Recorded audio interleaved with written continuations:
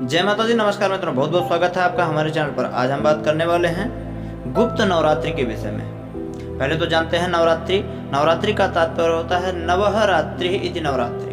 नवरात्रियों को मिला करके एक महापर्व जो होता है उसे नवरात्रि कहा जाता है। माता भगवती पराम्बा जगदम्बा के चरणों में समर्पित यह नवरात्रि विशेष रूप से उनकी आराधना के लिए उत्सव के रूप में मनाया जाता है। वर्ष में 4 नवरात्रियां होती हैं, 2 उदय और 2 गुप्त। 2 उदय जो नवरात्रियां होती हैं वह वर्ष का आरंभ, हिंदू मान्यता के अनुसार जो वर्ष आरंभ होता है चैत्र महीना, उसके जो शुक्ल पक्ष की 9 तिथियां होती हैं प्रतिपदा से नवमी तक, उन्हें प्रथम चैत्र नवरात्रि कहा जाता है। फिर द्वितीय क्रम में आता है आषाढ़ महीने की शुक्ल पक्ष की प्रतिपदा तिथि से नवमी तिथि तक यह गुप्त नवरात्रि होती है। पुनः आश्विन महीने में शुक्ल पक्ष की प्रतिपदा से लेकर के नवमी तक की तिथियां आश्विन अथवा शारदीय नवरात्रि के रूप में उदय नवरात्रि प्रमुख नवरात्रि मानी जाती है। और पुनः चतुर्थ नवरात्रि जो होती है माघ महीने की शुक्ल पक्ष की प्रतिपदा से नवमी तिथि तक पुनः गुप्त नवरात्रि होती है। तो इस प्रकार से आपने जाना कि 2 गुप्त नवरात्रि अर्थात माघ महीना और आषाढ़ महीना, 2 दृश्य नवरात्रि अर्थात उदय नवरात्रि, चैत्र महीना और आश्विन महीना। तो आज हम बात करने वाले हैं गुप्त नवरात्रि के विषय में। गुप्त नवरात्रि विशेष रूप से तंत्र साधना अथवा विशेष इच्छा से किए जाने वाले अनुष्ठानों के रूप में मनाई जाती है। यह नवरात्रि विशेष रूप से पंजाब, हरियाणा, हिमाचल प्रदेश, उत्तराखंड और आसपास के विशेष इलाकों में, क्षेत्रों में विशेष रूप से मनाई जाती है, उत्तम रूप से मनाई जाती है। मान्यता के अनुसार गुप्त नवरात्रि के दौरान अन्य नवरात्रि की तरह ही पूजा पाठ करने का विधान है। इन दिनों में भी 9 दिन का उपवास, व्रत, पूजा आदि प्रतिपदा से नवमी तक प्रतिदिन सुबह शाम माँ दुर्गा की आराधना करनी चाहिए। गुप्त नवरात्रि हमेशा माघ और आषाढ़ के शुक्ल पक्ष में ही मनाई जाती है। इस नवरात्रि में 10 महाविद्याओं का पूजन होता है। यह नवरात्रि तंत्र साधना के लिए बहुत ही अधिक महत्वपूर्ण मानी जाती है।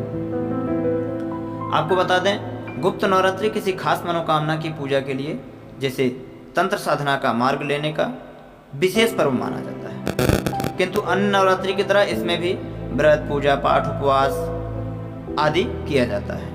इस दौरान साधक देवी दुर्गा को प्रसन्न करने के लिए अनेक उपाय करते हैं। इसमें दुर्गा सप्तशती का पाठ, दुर्गा चालीसा का पाठ, दुर्गा सहस्त्र नाम का पाठ आदि काफी लाभदायक होता है। यह नवरात्रि धन, संतान, सुख आदि के साथ साथ शत्रुओं से मुक्ति दिलाने में भी अधिक महत्वपूर्ण मानी जाती है। आपको बता दें कि इस नवरात्रि में माँ काली, तारा देवी, त्रिपुर सुंदरी, भुवनेश्वरी माता, छिन्नमस्ता माता, त्रिपुरा भैरवी माता, धूमावती माता, बंगलामुखी माता, मातंगी माता और कमला माता आदि देवियों की, इन 10 महाविद्याओं की विशेष आराधना की जाती है।